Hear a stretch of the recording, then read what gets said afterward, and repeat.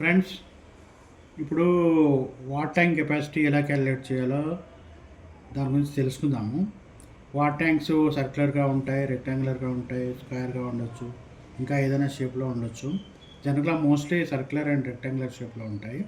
So దాని capacity, దాని volume, దాని ఇలా ఎంత వాటర్ పడుతుంది అనే దాని గురించి మనం క్యాలిక్యులేట్ చేయాలంటే ఈ విధంగా క్యాలిక్యులేట్ చేయాలి. ఇక్కడ వాటర్ ట్యాంక్ ఇచ్చారు, అది 10 feet హైట్ ఉంది, 6 feet డయామీటర్ ఉంది. సో దీంట్లో పట్టే వాటర్ ఎంత వాల్యూమ్ క్యాలిక్యులేట్ చేయాలంటే దాని ఫార్ములా వచ్చి πd²/4 × h. π అంటే 22/7, d అంటే diameter of the tank, d² 6 feet square into 10 అంటే హైట్ ఇంటూ 1/4.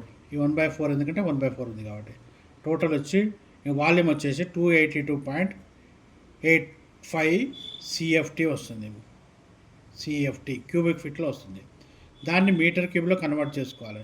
మీటర్ క్యూబ్లో కన్వర్ట్ చేసుకోవాలంటే 282.85 డివైడ్ బై 35.2. ఎందుకంటే 35.32 CFT అయితే 1 metre cube. So 282.85 divide by 35.32 is equal to 8.01 metre cube.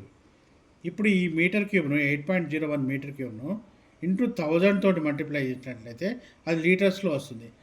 8.01 into 1000 is equal to 8000 litres. So ఈ water tank capacity ఏంటంటే 8000 litres.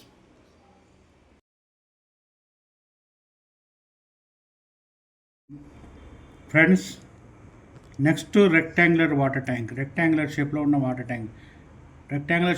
Water tank capacity calculate చేయాలంటే water ఎంత పడుతుంది అనేది calculate చేయాలంటే దాని వాల్యూమ్ క్యాలిక్యులేట్ చేయాలి. ఫస్ట్ వాల్యూమ్ ఎలా క్యాలిక్యులేట్ చేయాలంటే వాల్యూమ్ ఫార్ములా ఉంటుంది.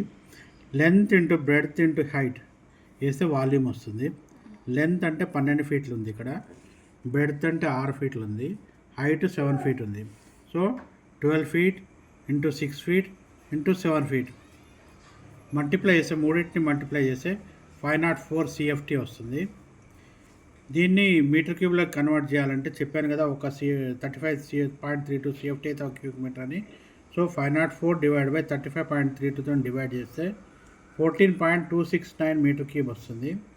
14.269 మీటర్ క్యూబ్ అంటే 14.269 ఇంటూ 1000తో మల్టిప్లై చేస్తే లీటర్స్ వస్తాయి. సో ఇది వచ్చి వాటర్ ట్యాంక్ కెపాసిటీ వచ్చి 14,269 లీటర్స్. సో ఫ్రెండ్స్, ఈ వీడియో నచ్చినట్లయితే లైక్ చేయండి, షేర్ చేయండి. ఏమైనా డౌట్స్ ఉంటే మీరు కామెంట్లో పెట్టండి.